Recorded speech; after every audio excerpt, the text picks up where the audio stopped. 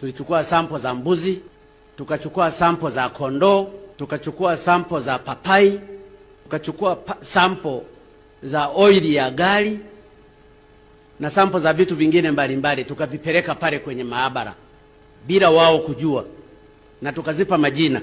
Sample ya oili kwa mfano iliyotoka kwa gari tulilipa jina ya Jabiri Hamza mwenye miaka 30, male. Ile ilileta negative. Tulipopeleka sample ya fenesi ambalo tuliipa jina la Sara Samuel miaka 45, female, matokeo yake yalikuwa unconclusive. Tulipopeleka sample ya papai tukaipa jina Elizabeth Anne miaka 26, female, papai lile lilikuwa positive kwamba lina corona.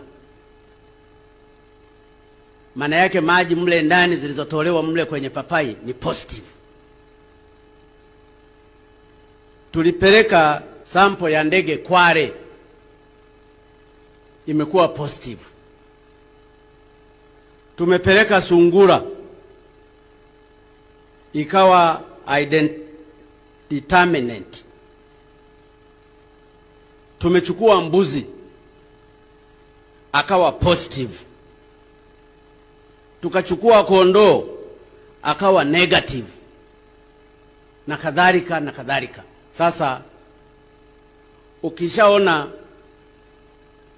umepeleka sample ukamwambia huyu ni binadamu, halafu ikaji ikaletewa positive kwamba ina corona, maana yake labda mapapai yote yale nayo yangewekewa isolation.